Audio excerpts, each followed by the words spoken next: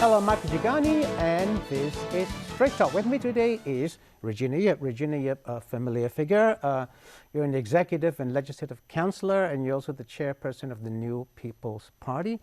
Now, you know, there's so many things happening. Every week, Hong Kong suddenly, news after news after news, so many different things. Now, you were the security secretary at one stage. So I'm going to start off with the 12 Hong Kong people who were trying to escape to Taiwan, cross into mainland waters, and they were arrested. A couple of days ago, their parents came out and faced the cameras. They were sobbing and they were saying, release them. Should they? I mean, what should, you know, the mainland has now said they were separatists. What should happen to them?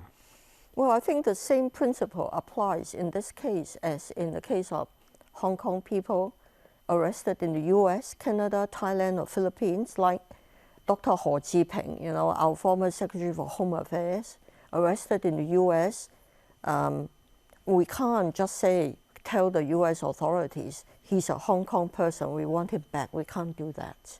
Nor the many Hong Kong people arrested in Philippines or Thailand for drug trafficking or whatever, you know. It's a question of jurisdiction. This sort of case had occurred before in my time. The famous case is the big spender, Zheng Jikeng, you know.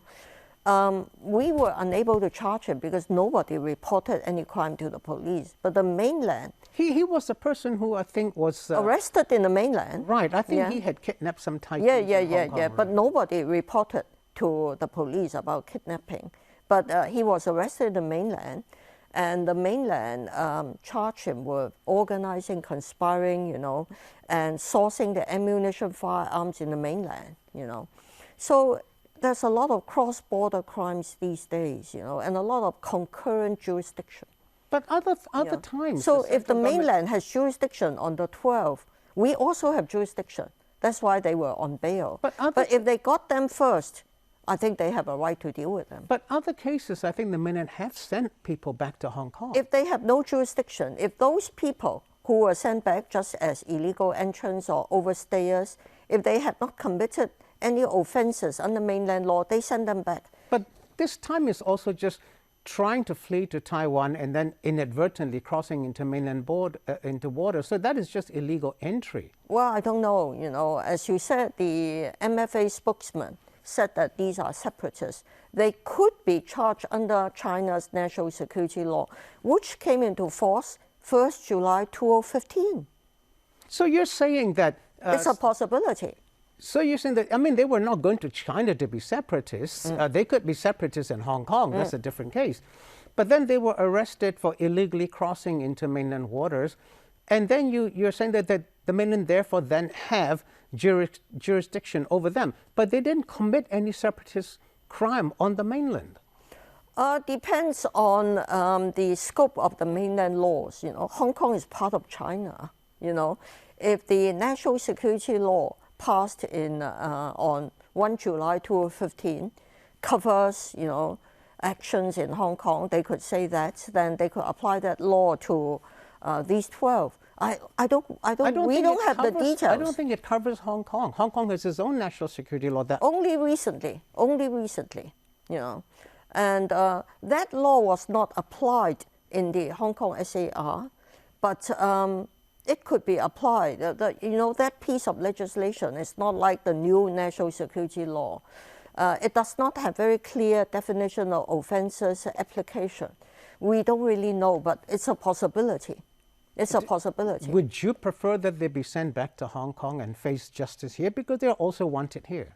Of course, if the mainland are done with them and sent back to Hong Kong, we would charge them. I think we should charge them. You want the mainland to try them under their national security? It's not what I want. It's how the law is likely to be applied. So where you have concurrent jurisdiction, you know, if you have cross-border crime. You think it will happen? It could happen. It could happen. The mainland will use its own national security law to It's a possibility. We don't have the details. You know, you and I, we only heard from Hua Chunying that these are separatists. You know. Now tell me this. If they were simply charged with illegal exit, that sort of thing, or conspiring with snakeheads, that sort of thing, they could be dealt with under those laws, criminal laws. And then once the mainland has a charge, and if they were convicted, done with them, sent back to Hong Kong, we can charge them again for national security offenses. Are you happy, Mrs. Yip, that the families have come out and said, I mean, does it bother you, the families come out and said that they couldn't even appoint their own lawyers? According to information I received, the mainland authorities arranged lawyers for them. But they've appointed their own lawyers. They don't want the mainland to appoint lawyers for them. But you see, mainland system is different, very different from ours. Everybody knows. We cannot blame an apple for not being an orange. The system in Thailand, very different. Philippines, very different. Vietnam, very different. We cannot just impose our values, our norms on other people. Well, you're an executive counselor. Yes. What do you think the Hong Kong government should do? So far, the chief executive have said they must first face mainland justice and nothing more. The same applies to Hong Kong people, as I said, in Thailand, Philippines. You know, I think we should advise our people to respect law and order, respect other jurisdictions' legal systems. But they weren't trying to get into the mainland. They inadvertently crossed into mainland waters. Then they were jumping bail. If you jump bail, then it's a Hong Kong issue, not a mainland issue. You could infringe. Once you are in mainland waters, you would be under mainland jurisdiction. I think people should really, you know, look at the realities, you know, and stop thinking that we can impose our values, our norms, expectations on other people. No, whether it's mainland China, Philippines, Vietnam, or Malaysia. No, you know, this is one issue that's made world headlines. Yes. Another issue that's made world headlines, even more so, was the police tackling a 12-year-old girl when she was out there with her elder brother. She said that she was trying to buy some things, but then when the police approached, she got scared and she ran away. And then 3 policemen tackled her. That made global news. Yeah. Now, as a mother yourself, do you sympathize with her? The footage we see on TV is disturbing. Because of that, I look up the law and I look up some judgment on use of police power, you know. And in using their powers under police force ordinance, the policemen, frontline policemen, have other considerations because they have the power to make arrests when they have suspicion, reasonable suspicion, that somebody could have committed or could be committed some offense. And then people would wonder, even though people would say, why you jump on them, so many of them. But before these things happen, look, the policemen might already have team briefings that you should act as a team, not on your own. You know, if people run away, you should stop. A 12-year-old girl? Well, they might not know. They might not know. How would they know? How would they know she's 12-year-old, armed or not armed? But she was carrying nothing on her body, not even a handbag or a backpack. Well, I can't comment on that because I was not on the scene, you know. But whether the policemen have made any misjudgment or deviated from instructions, it's for the police to determine. I don't think we can judge just based on footage. Eventually, she was only issued a penalty ticket for social distancing. Yeah. But you see, even if a policeman had reasonable suspicion based on wrong information, that doesn't mean that that policeman or woman had acted as guilty of wrongdoing. It's been, you know, affirmed by judgments I have seen. Understand that, but when a policeman sees a 12-year-old young girl unarmed with nothing on it, should it have been a different way of policing? But you see, you know, it's easy enough for us to say so. We're sitting armchair with sort of armchair critics commenting after the event. You know, at that time, I'm sure the atmosphere was very tense. Everybody was nervous. If I were the girl's parent, I thought this girl must live in the neighborhood. I would definitely advise my children, my folks, not to go near any areas where unauthorized public protests would be taking place. So you're saying the police action was justified? Well, it's for the police authorities to investigate. But I'm saying the law does not prohibit the police arresting somebody on reasonable suspicion. That's what the law says. And that's been upheld by judgments. Shouldn't policemen use some kind of reasonable judgment and say, look, she's just 12 years old, where can she run to? That you have to, at that time, the atmosphere, everybody was nervous. I think atmosphere very tense, very young people, very young kids have been found carrying weapons, petrol bombs, Policemen have been attacked when they were on their own. So I think we should make allowance for all that. Okay, now, I'm going to combine these two issues and then ask you, how do you think that helps the image of Hong Kong? I mean, the image of Hong Kong is now changed globally, right? Yeah. Surely these two incidents, the arrest of the 12 people and the treatment of the 12-year girl, that hurts the image of Hong Kong. I don't think it's a reality. Whatever we do, we say. However much money we spend to employ a PR agency, the government is said to have spent $6.5 million US to employ a controversial agency to improve its overseas image. It's not going to help in the near term. It won't help. It won't help. Hong Kong's image because of the bias the Western community currently have against China, including Hong Kong. We are tarred with the same brush. Look at what Pompeo is saying. They say something every day to target China for alleged human rights violations and all that.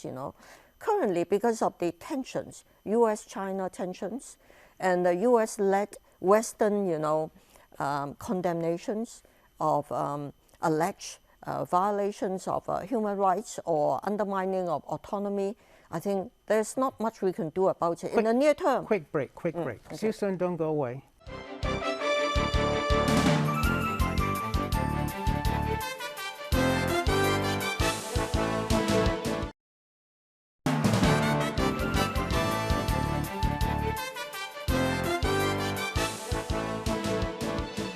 Thanks for staying with us. This is Straight Up. With me is Regina Yip. Regina Yip, the chairperson of the New People's Party, an executive and legislative councillor, and formerly a security secretary. Now, you said the Hong Kong government spent $6.5 million US to try and change Hong Kong's image or salvage Hong Kong's image. I mean, Hong Kong has now become, as you say, it's a global issue. Just during the break, we were discussing how a TV late-night talk show person actually used a cutout of Carrie Lam and made fun of her. Was that money well spent, $6.5 million US? I don't know how that agency was selected, but according to some press reports, that company seemed to be quite controversial. Anyway, I don't think whatever amount we spend at the moment, we cannot, as you say, salvage our image in the near term, because we are part of the China story.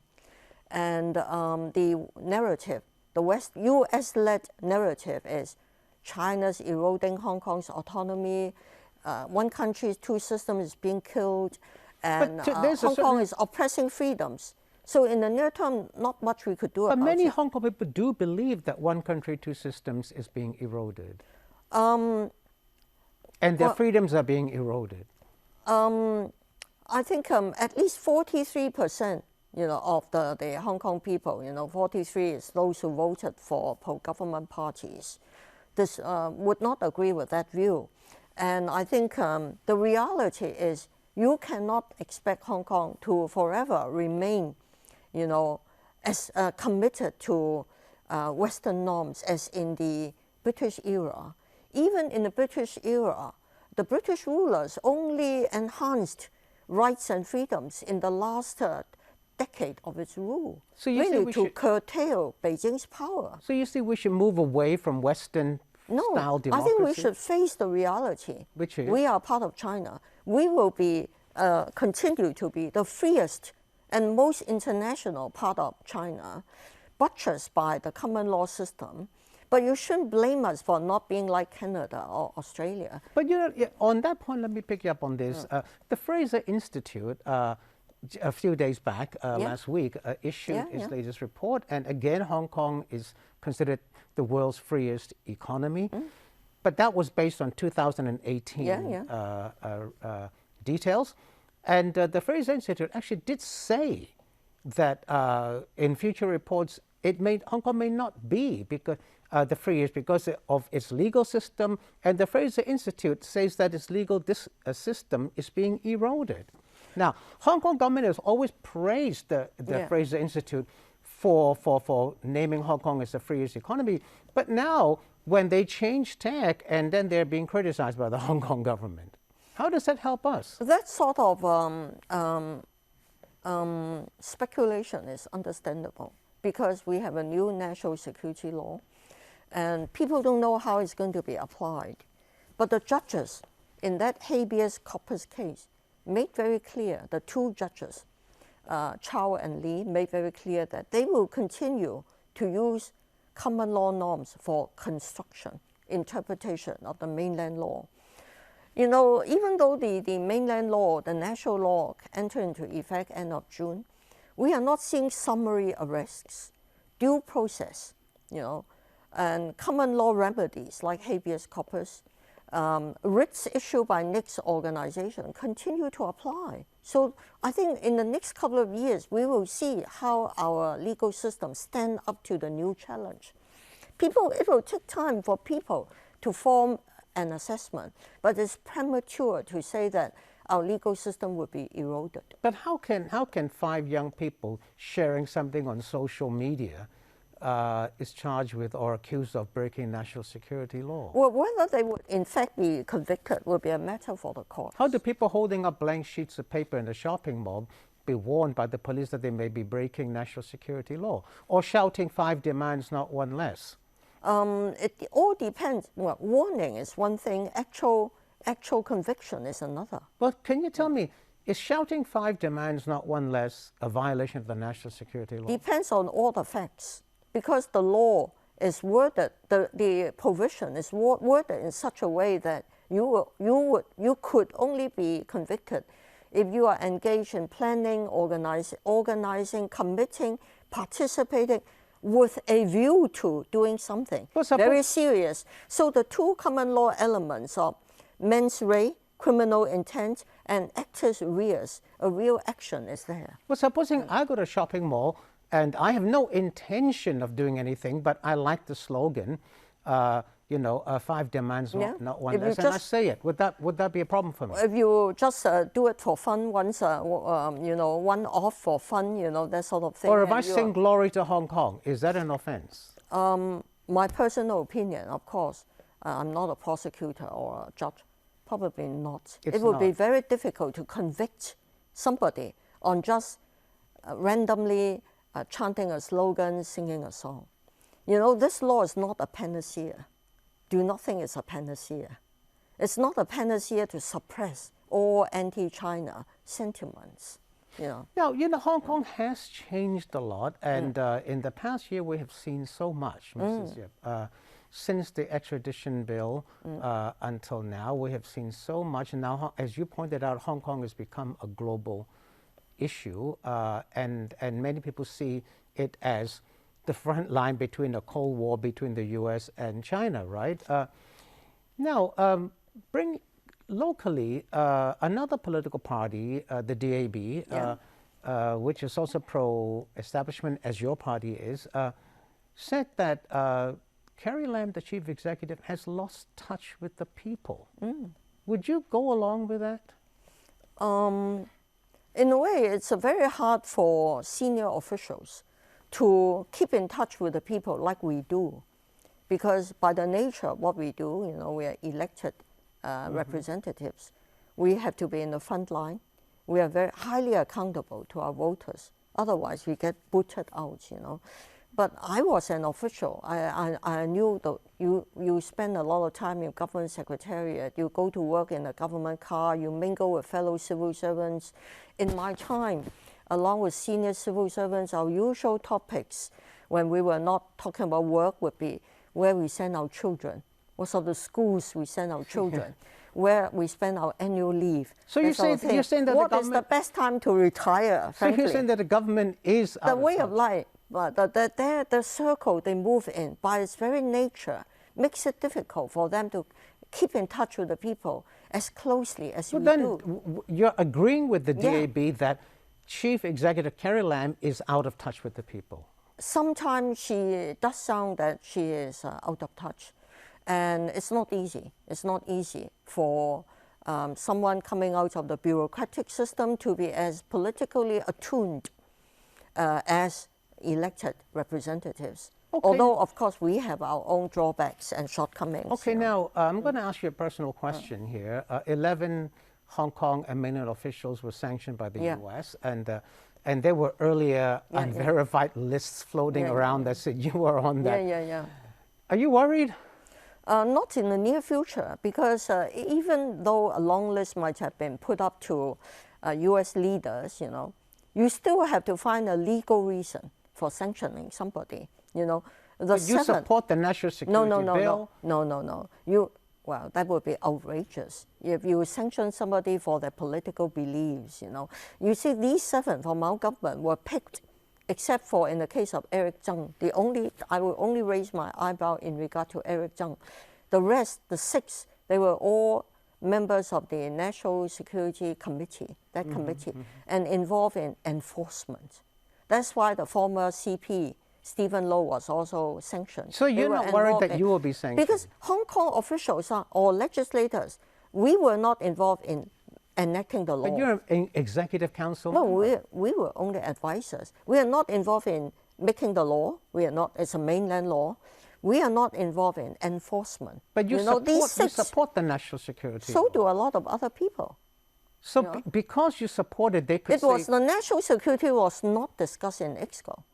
It was not discussed in EXCO because it was passed by the mainland, yes, right? yes. So the Executive Council was not even informed of this? No. They were kept in the dark? Yeah, we including the were chief given executive? some briefings by the liaison office quite near the time. So the chief executive herself was kept in the dark? I don't know. I don't know how much notice she was given in advance, And we were given briefings, not as EXCO members, but as community political leaders. Okay, I've got 1 minute left. Okay. So are you worried that you, in the future, may be sanctioned? Could be. If Hong Kong fulfills its obligation under Article 23, in due course, pass a national security law, Hong Kong style, then you'll be sanctioned. then maybe all lawmakers who voted for it could be sanctioned. Does that worry you? Well, I think we should all make some precautions. Are you taking precautions Yes. now? You are taking Yes. precautions. What are you doing? Divesting my U.S. assets. And you're moving everything out of the U.S.? Yes. But then you do have a lot of... You studied in the... You went to school in the U.S.? I could be barred from going to the U.S. Does that bother you? I used to love living in that country. I used to love studying at Stanford, but the U.S. has changed, unfortunately. There's a lot of hostility toward China. It has changed. So you won't miss not being able to go back? And it's unsafe because of COVID and all the race tensions. All right, okay, I've got to end it. Thanks for watching. See you next time. Good evening.